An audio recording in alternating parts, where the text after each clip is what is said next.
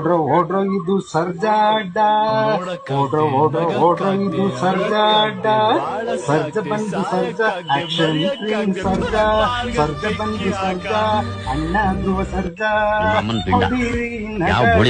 ಓದಿರಿ ಎರಡು ಸ್ಟೆಪ್ಪು ಬಿಡೋಣ ಜೈ ಜೈ ಜೈ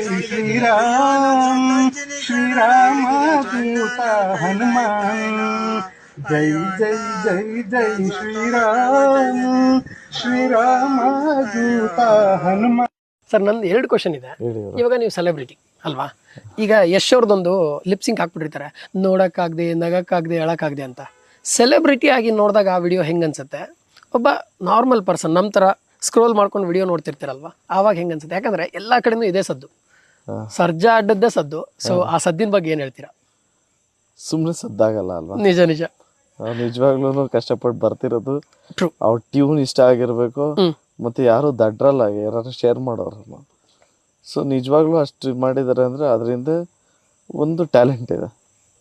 ಅವ್ರು ಏನೋ ಮಾಡಿರ್ಬೋದು, ಯಶ್ ಅವ್ರದ್ದು ಲಿಪ್ ಹಾಕಿ ಏನೋ ಮಾಡಿರ್ಬೋದು, ಓಕೆ. ಬಟ್ ನನಗೇನು ಅದು ಇಂಪ್ಯಾಕ್ಟ್ ಆಗಲ್ಲ. ಬಟ್ ಅವ್ರಿಗೆ ಅದು ನೋಡಿದಾಗ ಅಯ್ಯೋ ನಿಜವಾಗ್ಲೂ ನಾನು ಅವ್ರಿಗೆ ಟ್ರಬಲ್ ಮಾಡ್ತಾ ಇದ್ದೀನ ಅನ್ನೋದು ಅವ್ರಿಗೆ ಬರಬಾರ್ದು. C I am strong, okay, ನನಗೇನೋ ಆಗಲ್ಲ, ಏನಾದ್ರು ಮಾಡ್ಕೊಳ್ಳಿ. Thinking about other person. ಅವ್ರು ಹಾಡಿರೋರ್ಗೆ ಏನು ಅನ್ಸುತ್ತೆ ಅಂದರೆ, ಹೌದು ನಿಜವಾಗ್ಲೂ ಧ್ರುವ ಸರ್ಗೆ ನಾವು ಇಷ್ಟು ಟಾರ್ಚರ್ ಕೊಡ್ತಾ ಇದೀವ ಅಂತ ಅವ್ರು ಅನ್ಕೊಂಡ್ರೆ ಇದು ಅವ್ರು ಸ್ಟಾಪ್ ಮಾಡ್ತಾರೆ. ಸೊ ಇದನ್ನ ಸ್ಟಾಪ್ ಮಾಡೋದಕ್ಕೆ ಪ್ರಯತ್ನ ಮಾಡ್ತಾ ಇದ್ದಾರೆ. ಅದನ್ನ ಯಾವುದೇ ರೀತಿನೂ ನಾನು ತಲೆ ಕೆಡಿಸ್ಕೊಳ್ಳಲ್ಲ.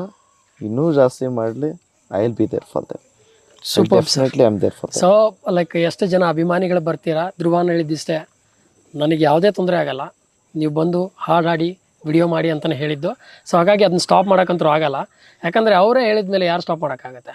ಸೊ ಕೊನೆಯದಾಗಿ ಸರ್,